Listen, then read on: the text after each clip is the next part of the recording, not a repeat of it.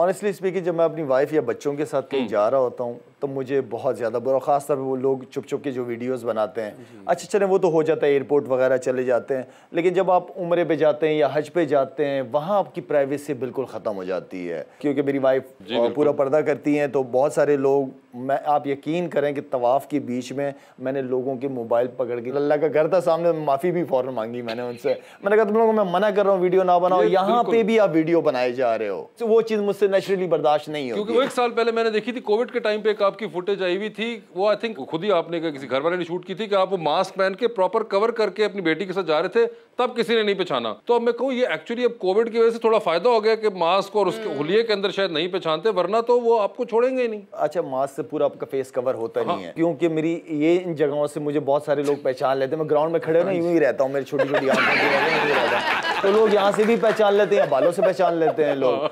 तो अब तो मैंने बाल छोटे करना शुरू कर दिए कि लोग ना पहचाने। लेकिन ये है कि मोहब्बतें लोगों की होती भी हैं, यही हमारी पहचान है, इन्हीं की वजह से जाने जाते हैं, तो ये चलता रहता है। सर आपने जो मुल्क के लिए किया, तुसी प्लास्टिक सर्जरी करो, लोग फिर भी पहचानेंगे। था आपको फर्क पड़ेगा अगर प्लास्टिक सर्जरी अच्छा, मैं आपके हक की बात कर रहा हूँ।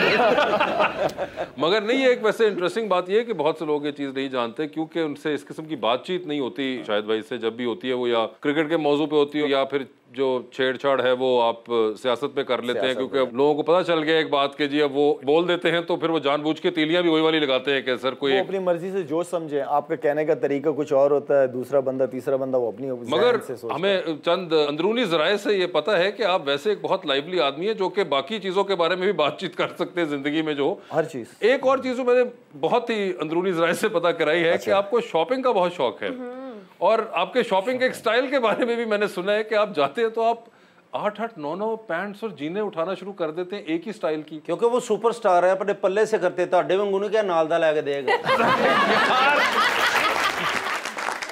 क्या ये बात सही है कि आप जब शॉपिंग करने जाते हैं तो आप सबके लिए शॉपिंग करना शुरू कर देते हैं? अच्छा, ऑनेस्टली स्पीकिंग मैं नहीं इतना कोई शॉपिंग का, मैं कोई लास्ट 5-6 साल हो गए शॉपिंग ये छोड़ी हुई है। छोड़ दी, जो मिल जाता है पहन लेता हूँ। अगर एक कोई पैंट ले लेता हूँ तो वो तकरीबन 5-6 साल चलाने की कोशिश करता हूँ।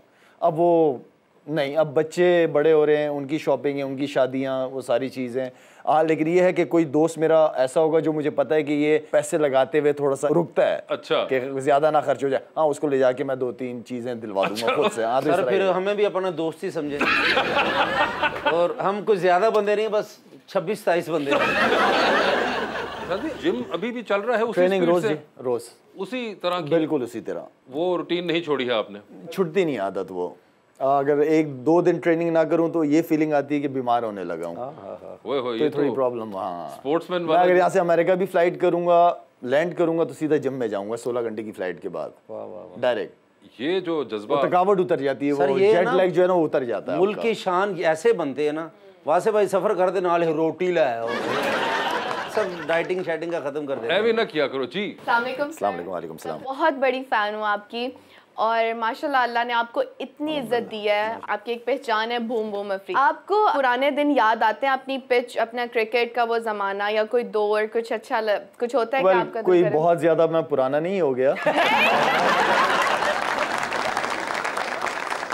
अब पुराने दौर को भूलता नहीं हूँ मैं, उससे भी ज़्यादा पुराना दौर, उसको भी मैं नहीं भूला कि मैं क्या था, किस तरह आया हूँ। उसमें रहने की कोशिश नहीं करता, उससे सीखने की कोशिश करता हूँ। आज का दिन आप लोग सब, बहुत खूबसूरत दिन है, बहुत खूबसूरत टाइम है। आगे क्या होगा, कल क्या होगा, परसों होगा, कोई प्लान नहीं बनाता। फ्यूचर का प्लान सबसे बेहतरीन प्लानर ऊपर बैठा हुआ है, कोशिश इंसान करता है हर चीज़ की। भाईजान मैं एक पूछना चाहता था, जैसे माशाल्लाह आपका तजुर्बा है, आपने इतनी क्रिकेट खेली है, तो आप कोचिंग क्यों नहीं करते? मसलन जैसे सब कोच बन जाते हैं, बड़ी ज़रूरत है आजकल के जितने भी। मैं एग्री करता हूँ, आपने बहुत अच्छा पॉइंट किया। हम जितने भी जिस तरह के क्रिकेटर्स हैं जिन्होंने काफ़ी पाकिस्तान के लिए खेला है, उनका जो मेन कंट्रीब्यूशन है वो नीचे लेवल की क्रिकेट पे होना चाहिए। अंडर 14, अंडर 16, अंडर 19 लेवल के बच्चों को सिखाना चाहिए। हमारे यहाँ होता क्या है, जो क्रिकेट खेला हुआ है उसकी कोशिश होती है कि पाकिस्तान टीम का कोच बन जाए, जिसके मैं कभी भी फेवर में नहीं होता। नेशनल टीम की आपको कोचिंग नहीं चाहिए होती है, कोचिंग चाहिए आपको नीचे लेवल पे चाहिए होता है। जो नया प्रोडक्ट, नया बच्चा तैयार हो रहा होता है, उसका अगर टीचर अच्छा होगा तो वो अच्छा स्टूडेंट बन के निकलेगा। तो ग्रास रूट लेवल पे काम करने की जरूरत है कोचिंग में।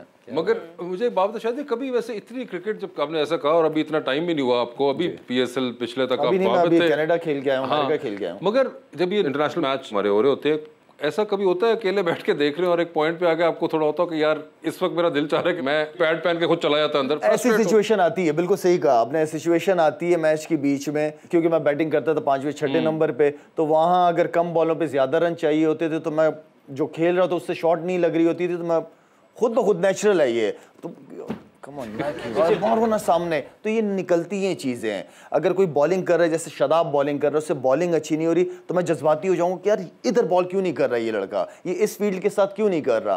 तो ये नेचुरल चीजें ये होती हैं। 34-35 साल हो गए मुझे क्रिकेट खेलते, 34-35 साल ग्राउंडों में भागना दौड़ना, बड़ी कम उम्र से क्रिकेट शुरू की थी, तो ये चीज़ जल्दी नहीं निकलेगी।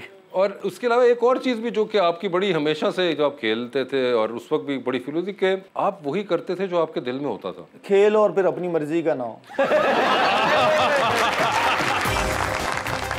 बल्कि एक चीज़ शायद भाई को आइडिया नहीं है, वो मैं बताना नहीं चाह रहा कि शाहिद भाई की एक नाम हमने भी अपनी फिल्म में इस्तेमाल किया था, मैं हूँ शाहिद अफरीदी। और हुमायूं वाली वो मैंने लिखी थी। अच्छा आपने लिखी है वो, उसका नाम होना चाहिए था मैं हूँ Humayun Saeed.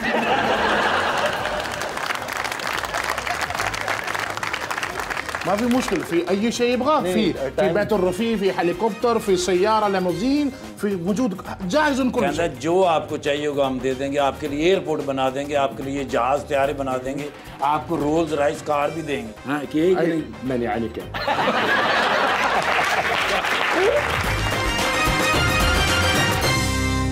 Welcome back to गपशप।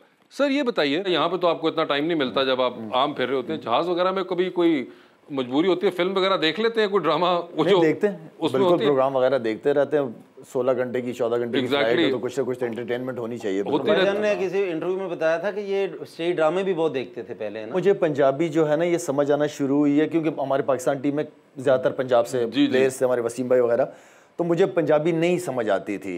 मैं ऑस्ट्रेलिया ट्रिप पे थे, 2005 की बात है, तो मेरी और रज़ाक की फॉर्म भी बड़ी ज़बरदस्त लगी हुई थी, और साथ में अच्छा न्यू ईयर की नाइट है, सारे प्लेयर निकले हुए हैं, मैं और रज़ाक कमरे में बैठे और ड्रामा, उसके पास तकरीबन कोई 150-200 सीडीज़ होती थी, सारे पंजाबी ड्रामे, और वो मैं देखता था, अमानत चंद साहब वगैरह ये वो, और यकीन करें मैं इतना इंजॉय करता था उसको, इसलिए मुझे आहिस्ता आहिस्ता समझ आना शुरू हो गई थी पंजाबी, और जहाँ नहीं आती थी रज़ाक मुझे बताता था कि ये क्या है इसने, तो वहाँ से मैंने पंजाबी समझना, मैंने खुद तो नहीं आंदी लेकिन मैंने समझ आंदी है, समझ आ जाती है। मगर वैसे आजकल कोई आखिरी फिल्म को याद है कौन सी देखी आपने?